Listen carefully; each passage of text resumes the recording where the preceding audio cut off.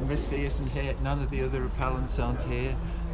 We did ask the tribunal before the hearing some weeks ago, whether other people would be allowed to say something. No, not allowed. So I'm only hoping that the adjudicator, bearing in mind there's only going to hear one side of the argument, is somehow going to be aware of all the other arguments, that the tolls and the penalties, the way the council have introduced them, are illegal and they should be stopped. Everybody refunded. Do you think we've just heard the itinerary for the afternoon? Are you expecting a verdict today? Are we expecting an outcome today? And how do you think it's going to pan out? Don't know is the short answer. It dragged on this morning. I'm hoping it's going to finish this afternoon. I would imagine that this is a very big, important decision that the tribunal's got to make, that the adjudicator will go away, possibly consult with other people, his fellow adjudicators if that's allowed, maybe take legal advice, although he's a lawyer himself, before any decision is announced. So I'd be very much surprised if a decision is announced today.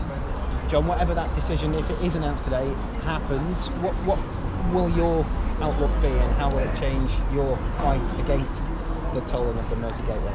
Well, it'll make us even more determined to fight it. I mean, none of us are happy with tolls. Perhaps the people who don't have to pay, like most of the people who live in Halton, aren't too upset about the tolls, but everybody else who may be paying up to £1,000 a year is upset. A lot of businesses in Halton and outside Halton are upset. Nobody wants the tolls, but the penalties makes it worse. They're sending out penalty charge notices at 16,000 every week, and if this decision goes in favour of the council today, then presumably that will continue, and I think that's bad for the whole area. So we hope the decision goes for us, but if it doesn't, we will fight on. We want to see the tolls dead in the water, or dead over the Mersey anyway. Do you see a day that might happen? Not in the near future. Although if the decision goes in the favour of the drivers today, then that must raise a big question mark with the government, because so far Halton Council will have collected about 7 million tolls from drivers and issued about 350,000 penalty notices. If all of that has to be reversed, somebody in the government should be saying, hold on a minute, why did we do this in the first place? This used to be a free to cross bridge. Why did we do this? Why are we causing all this upset, all this fuss, all this pain? Let's get rid of it now. Let's get this off the agenda and go back to the situation that it should be. And the situation there is every other road and crossing in the northwest, apart of course from the Mersey tunnels, which I think is what inspired the Mersey Gateway. We've got a toll on the Mersey Gateway to protect the Mersey tunnels tolls monopoly. And in terms of today, with the tribunal, the fact that we're just here, how much of a mess do you think this whole situation's been? How much of a mess? Well, I think that the council have made the right mess of it. I'm glad they made a mess of it, but obviously they've made mistake after mistake. The QC this morning is coming up with all sorts of reasons why all of these mistakes should be ignored.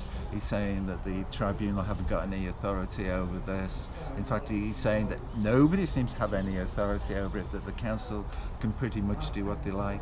Like on the question of signs, well, they don't have to have signs. They're being cut to drivers if they warn them that's told that they don't need to. It's terrible, the attitude that they've got, and it's another reason why we don't want tolls. We don't want all this hassle. We don't want penalties. We don't want what's in effect courts sitting in judgment as to whether a particular person has failed to pay a toll or not.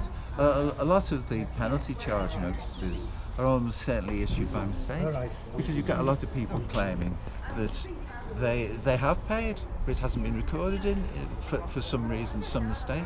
And the mistakes aren't a surprise, because the system that they've got here was already in operation at the Dartford crossing, and that's horrendous. It's even worse than here. You've probably got 1 million or more people, in fact more like 2 million people a year, being fined for crossing the Dartford crossing.